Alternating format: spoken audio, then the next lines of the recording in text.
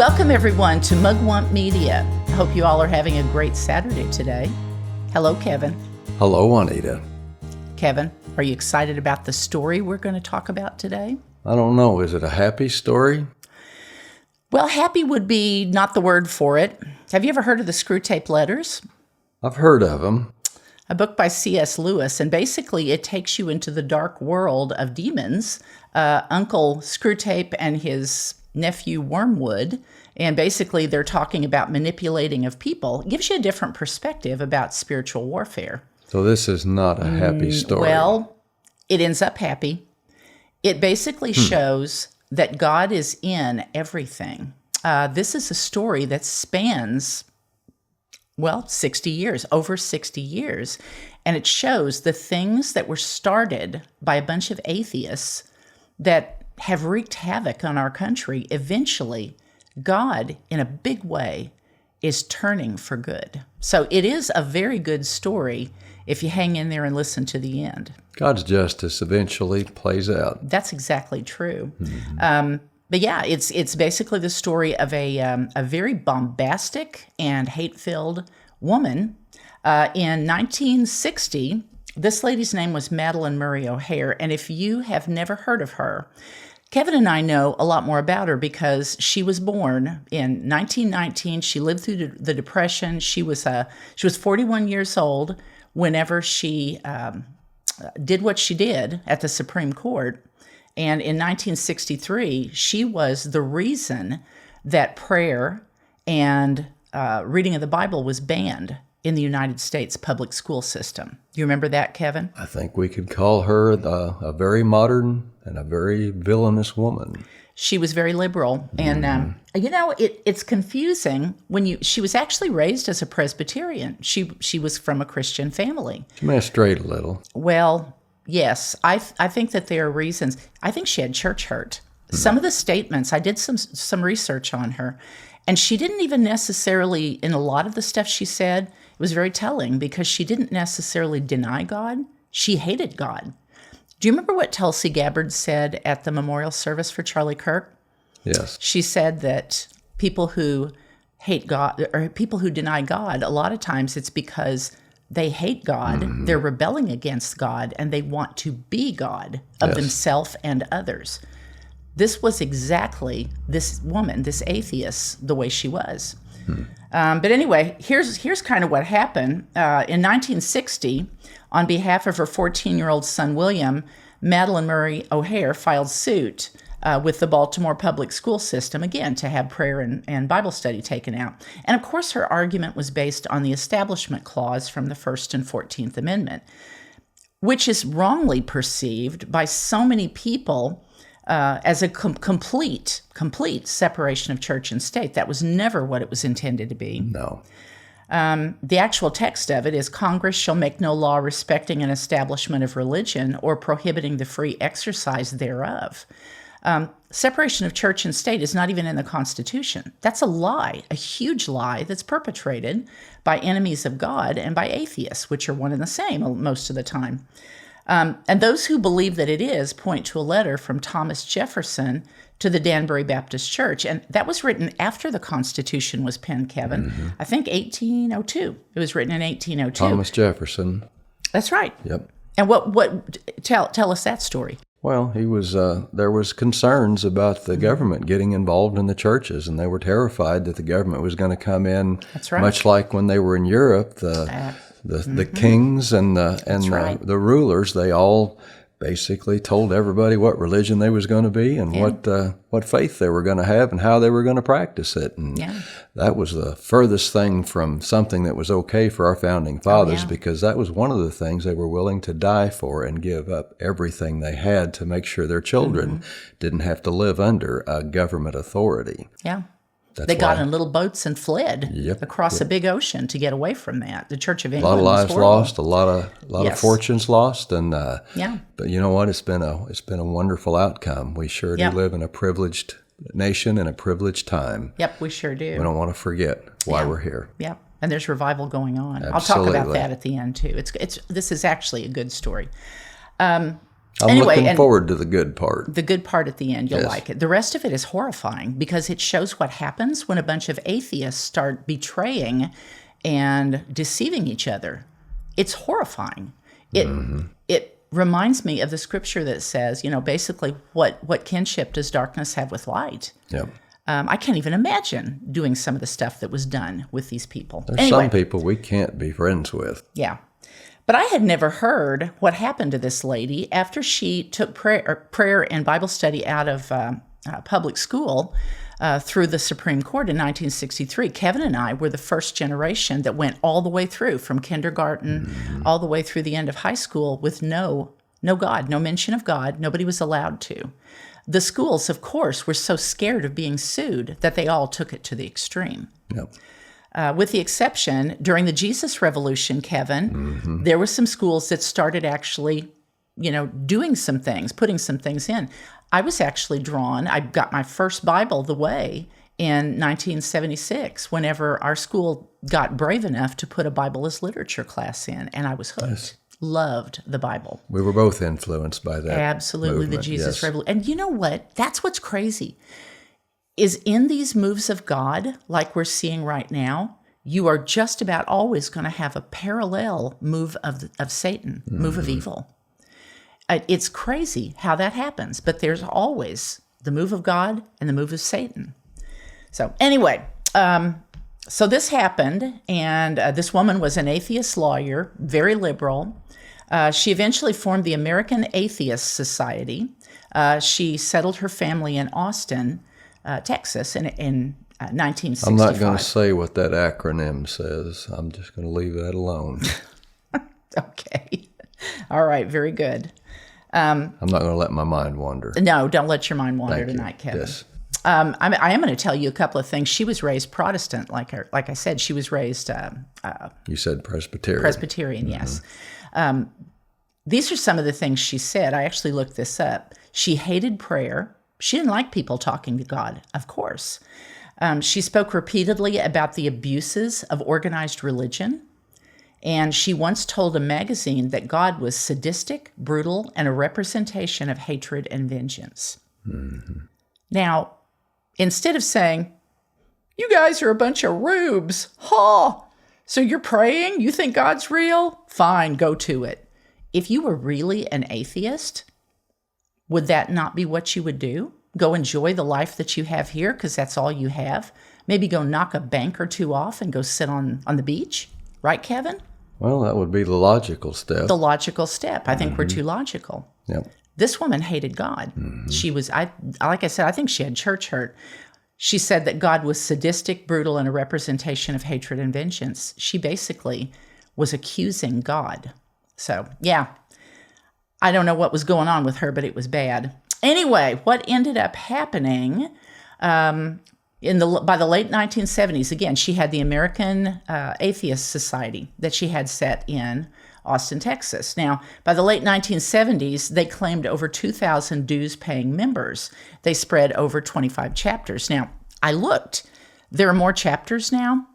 They say, I don't know how many more there were. There's maybe a couple of thousand. I don't know. But here's the thing, Kevin. As far as actual dues-paying members, in the 1970s, they had 2,000. You know how many they have dues-paying members in 2025? Did you say 2,000? 3,500, only 1,500 more. Now, I think they're receiving dark money. Those are not very big numbers, either one of them. Well, these are people that they are willing to put on their list. Okay. They also say that they have a lot of supporters. How much you want to bet that is people from the Open Borders Society, the horrible people from overseas, So they're not Soros. willing to step up and proclaim who they are. They don't have their name on the list. So they're getting money from 3,500, that is basically a small town. Individual. Yeah. Anyway, they also collected thousands of dollars a year in estate donations from deceased supporters. Well, they got that right. Their supporters are probably dead. Yeah. They're not That just living. seems kind of funny to me, kind of ironic that the dead people who didn't think, they're giving them to the atheists. So, Oh my. anyway, Now, by the early 1990s, at age 76, she was getting up there. She was 41 whenever she turned that into the Supreme Court in 1960. She was 76 years old. Her health was failing. Let's just say things were not going well for Ms. O'Hare. She was suffering from health issues with diabetes, and the American Atheist was facing mounting financial and legal problems. Go figure.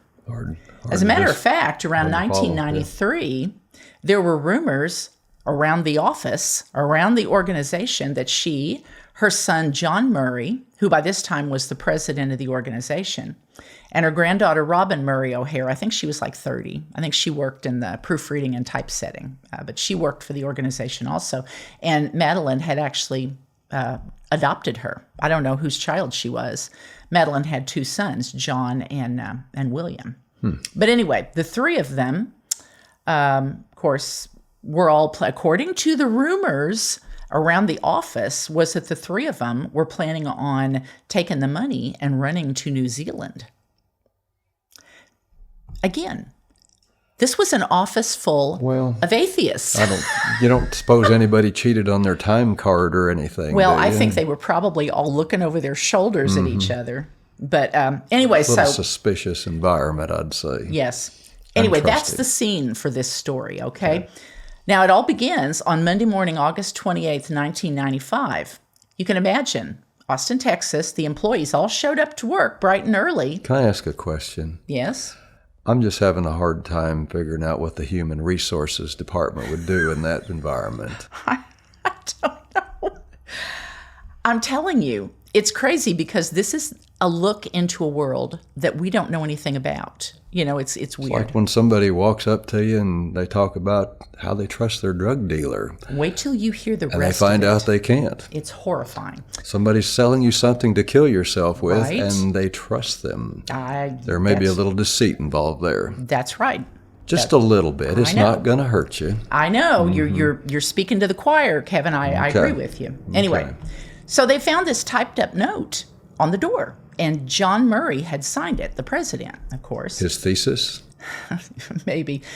Now, you can imagine, after hearing all these rumors going around the water cooler and the coffee, you know, they were all thinking, oh my gosh, they've taken the money and left. How are we going to get paid? But here's what the note said. It said that the family had been called away on an emergency and their paychecks were in the mail. It also assured, they knew that was going to be the first thing they were thinking about. Oh, my. It also assured them that the family would return before the next payday.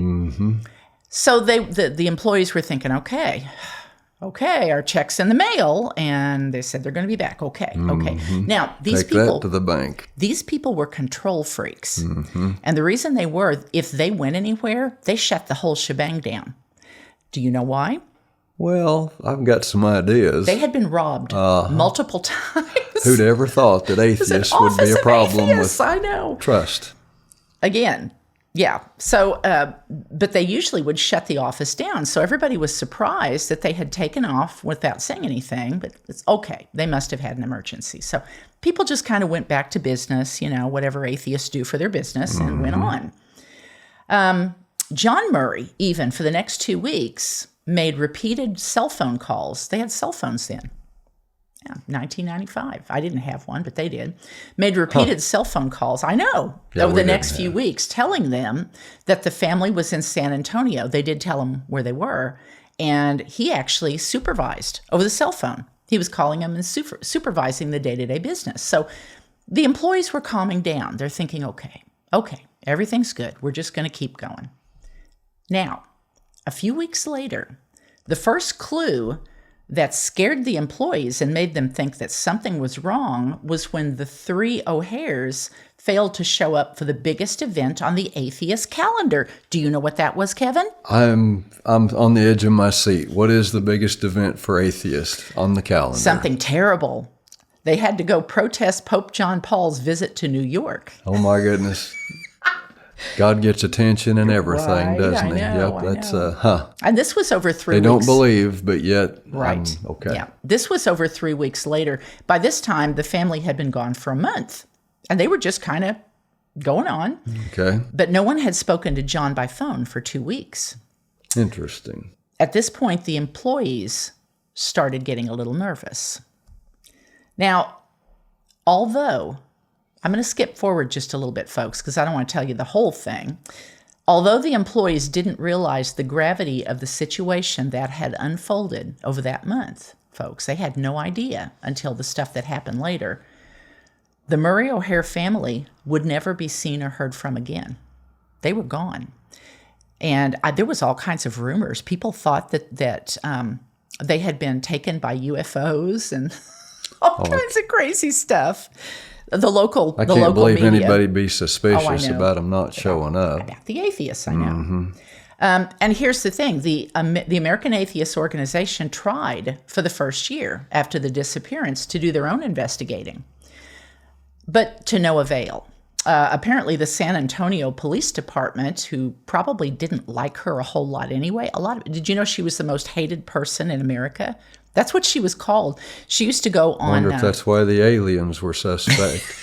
Wouldn't take her? Mm-hmm.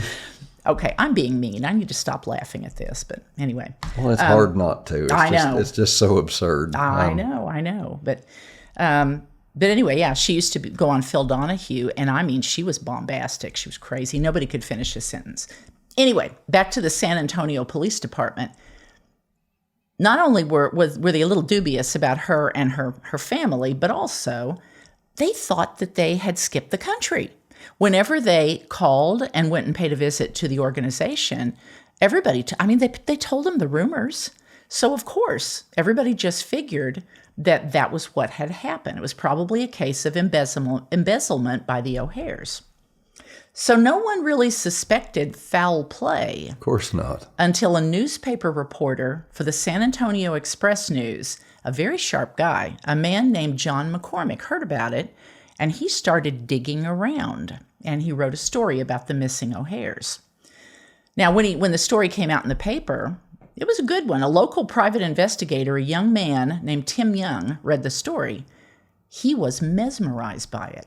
Of course, I can find her. Give me 2 weeks, I'll find him. That was exactly what he said. True detective stories here. True detective story. I love them. So the two decided to join forces in August of 1996 to try to solve the mystery. Now, at first, it appeared as they began probing the finances of the atheist organization that the embezzlement and escape to New Zealand might be true, Kevin. John McCormick, the newspaper guy, discovered that the atheist organization had reported a loss of $612,000 from its trust fund to the IRS, almost the entire account. They cleaned them out. Gosh, that must have been rough going forward for the atheists. Didn't say what the account was, how much? They had several accounts. Okay. $612,000 is what was in there at the time. Of course, they get donations. I got to ask, did they pay their taxes? I don't know. They turned it into the IRS. And here's the thing, Kevin. There was a record. He found the record. It was money that John Murray had wire transferred from the fund in the weeks after they disappeared. So there you go. Open and shut. Embezzlement, right? Well, circumstantial evidence sounds so. Well, you would think so. Until Tim Young, that gutsy young investigator, got hold of John Murray's cell phone records. And from that point on, the mystery, just like a sweater, picking at a sweater, it began to slowly unravel. He should have talked to Hillary, figured out how to bleach bit it, I guess. No, he wanted to know. Oh. The investigator discovered a phone call on the log to a San Antonio jeweler who said he'd sold John Murray $600,000 worth of gold coins. That's where the bleach bitten should have come in. Money Murray, laundering. yes. That's yes. right. The jeweler said that Murray and another man, a stranger, had met him at a bank parking lot to make the pickup. The very last phone call that John Murray made was later that same day. And they were never heard from again. No contact. To Tim, the investigator, this became immediately apparent that someone had forced the O'Hare family to convert the American atheist money into untraceable, easily transferable gold. Money laundering. At this point, the strange investigation took another turn and started to draw public attention. What had happened? Who did this? After an appearance on the ABC News show Nightline, Kevin and I used to watch that. Ted Koppel, remember? That's the only thing on after 10 o'clock. I know, other than Rush. We used to watch, that's when I found Rush Limbaugh. It was after Nightline. That's about that time. Yeah. But after an appearance on the news show, the two investigators received a phone call from the brother of a man named Danny Fry from Austin, Texas, the same hometown.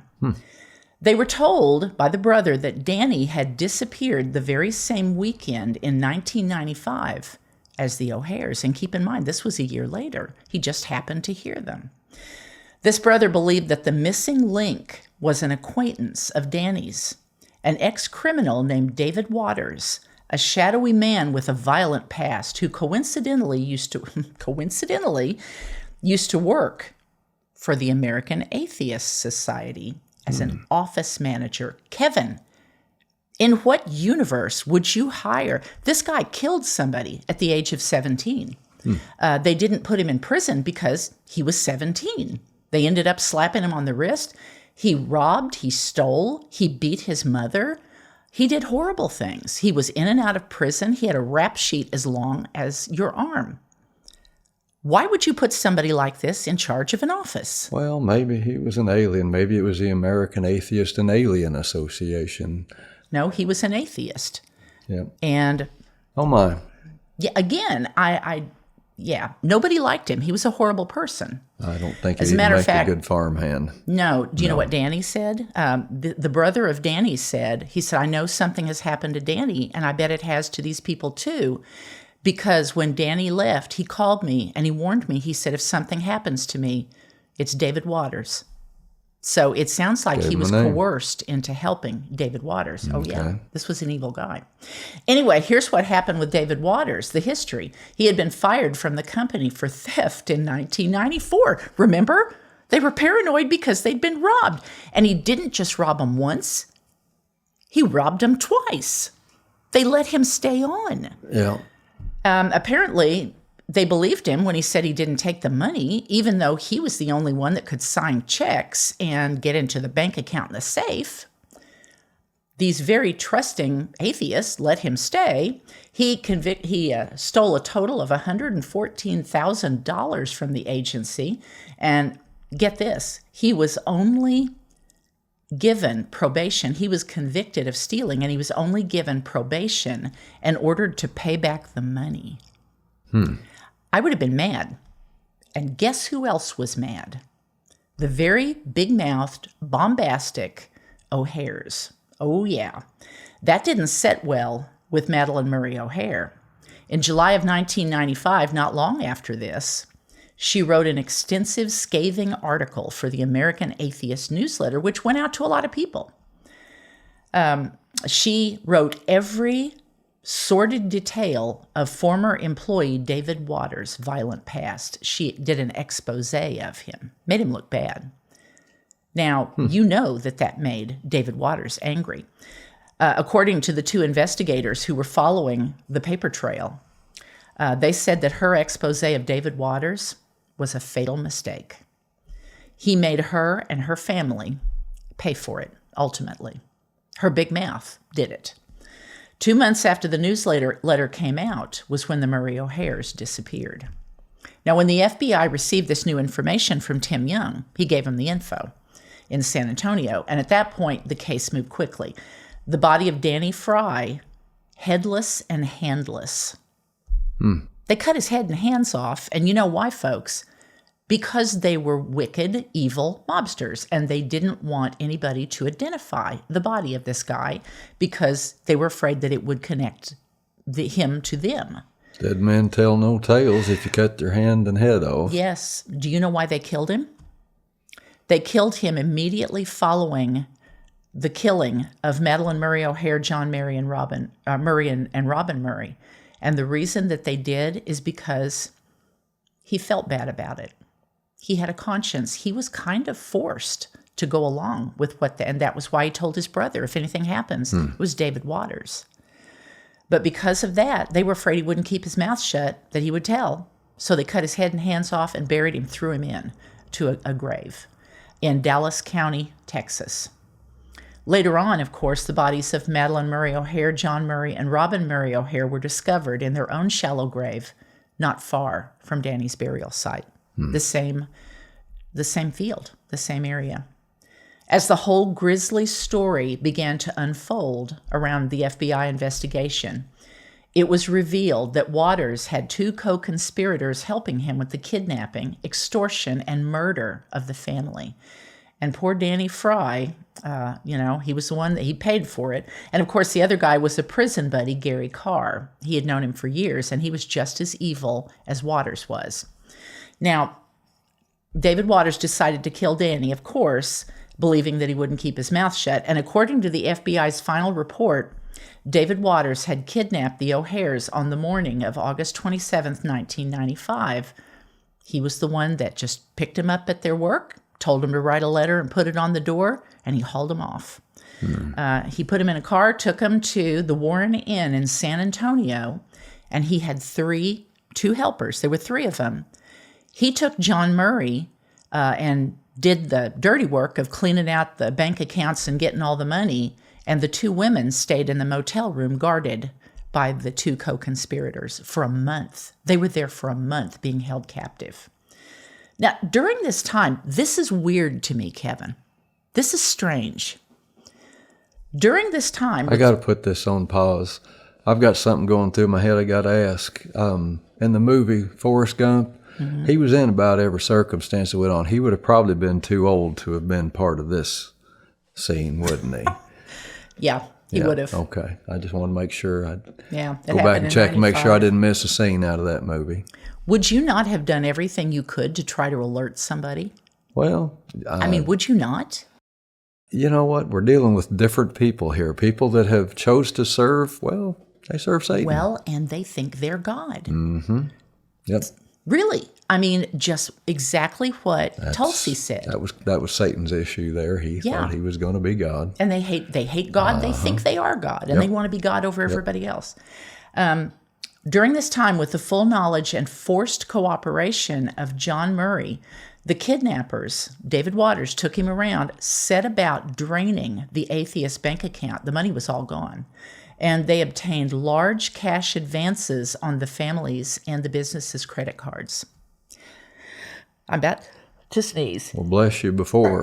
There Excuse you go. me. Oh, my goodness. I'm glad you didn't spray the microphone. I know. Very Thank good. you. I felt you did that that one coming. Well. Thank you. Mm-hmm.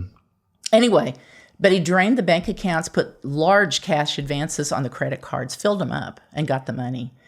Not to mention all the trips to the coin dealers, buying the coins and getting that, the untraceable money, and also the rented car. They rented cars, different cars, so that they wouldn't be, pegged and found out and seen. It also meant that there were dozens of phone calls from John Murray to the American Atheist's office. He was running the business with them while this was going on. Why didn't he tap out a code? Or maybe he could sneeze and go, prisoners. Why could he not do that? Or blinked his eyes in Morse code or well, something. They wouldn't have seen him. But there must have been something. You would think. There was, the atheist back at the office had no clue what was going on. Mm-hmm. So weird. Anyway, but he didn't. These phone calls offered him numerous chances to at least try to report that his family had been kidnapped, and those were chances he didn't take. Now, when one of the organization's employees was interviewed and asked about this is what he said. He said, I think that John and Madeline believed that they could handle any situation that came along. A little overconfident, yeah. They're God. Mm-hmm. He thinks that they thought that if they cooperated and gave them the money, that they wouldn't be killed. Even though these were horrible atheists. One of them had worked for him and stole from them. Somehow they assume that everybody's going to be reasonable. I know. The authorities believe that the same day as their last communication, September 29th, 1995, the Murray O'Hares were killed by David Waters and Gary Carr.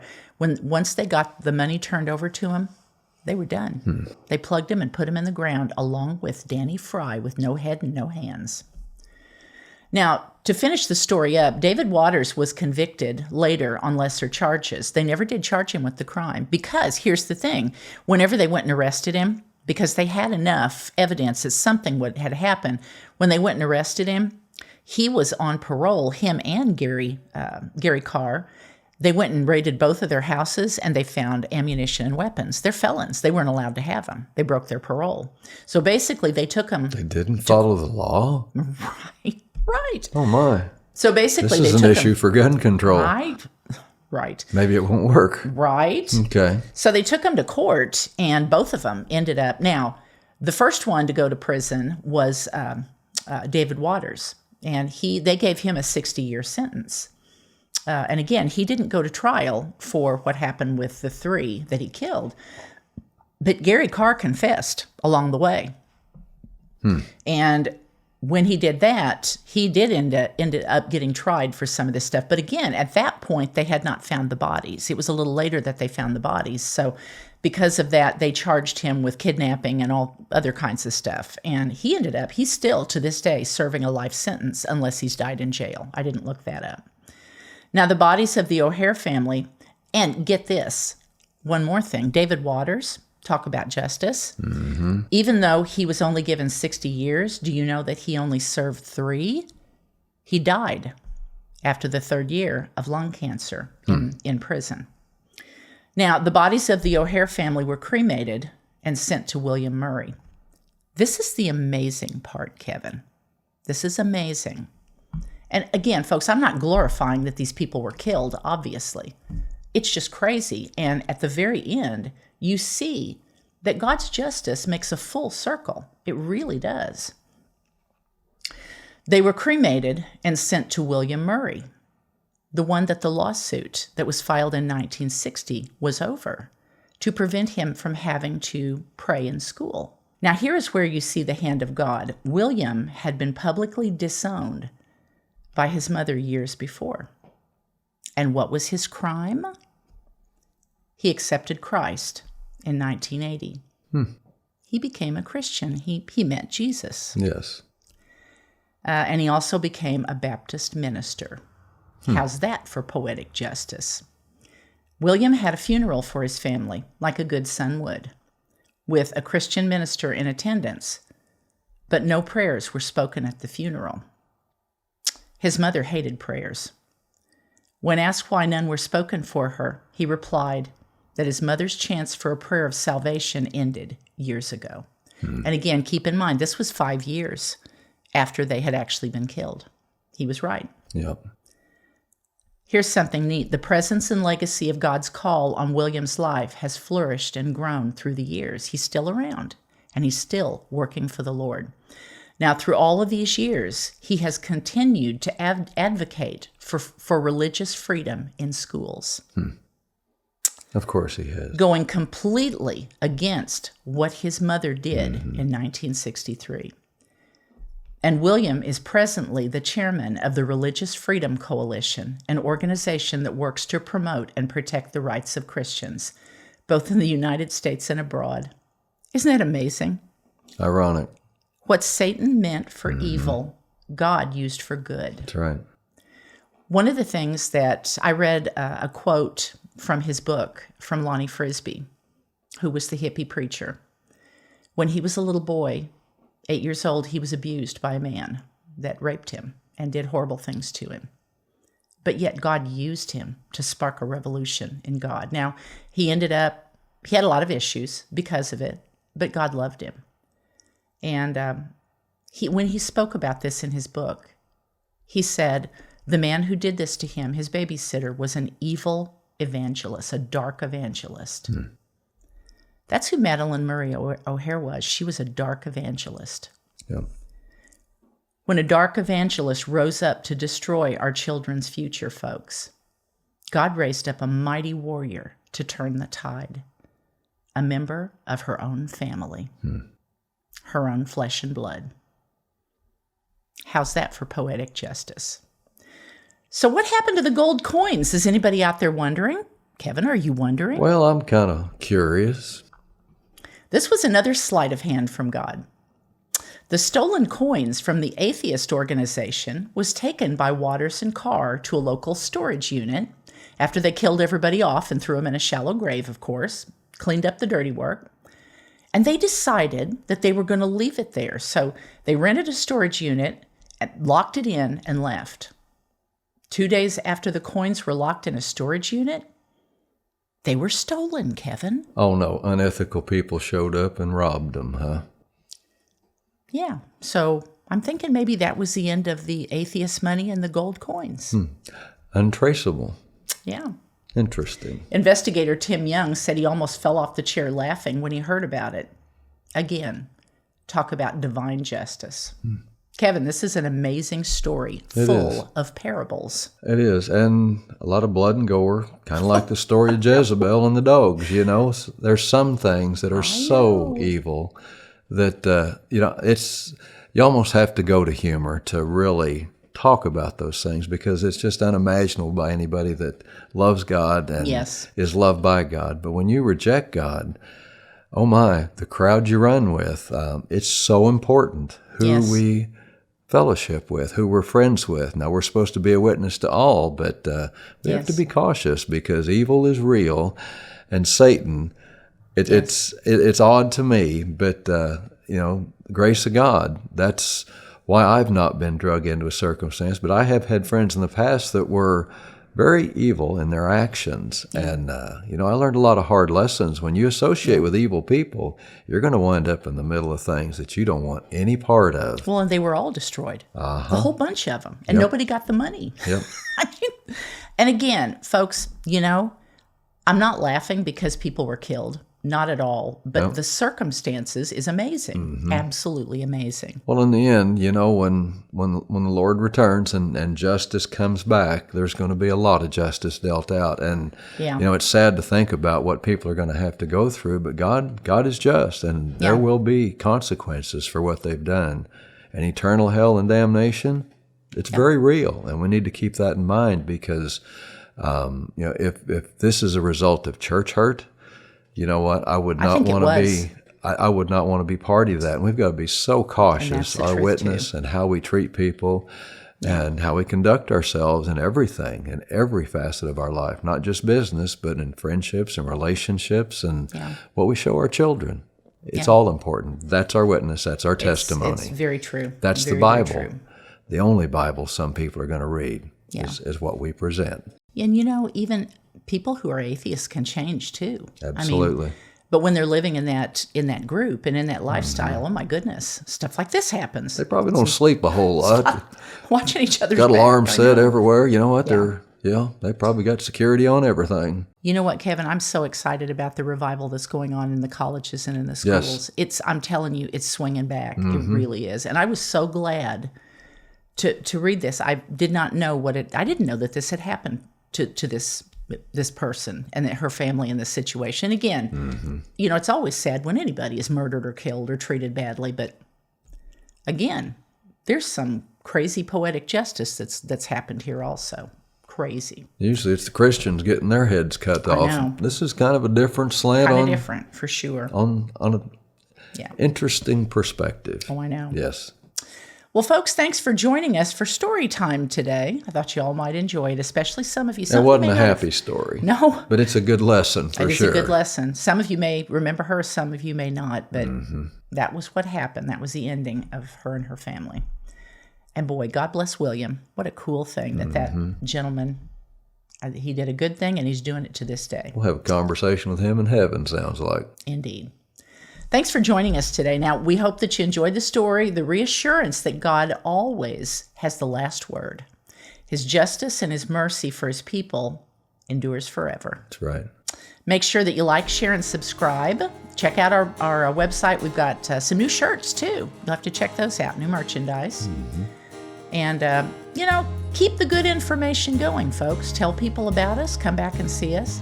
We will be back again next week to bring you more information, more conversation, and hopefully always more encouragement to keep you informed, inspired, and always stay independent. God bless.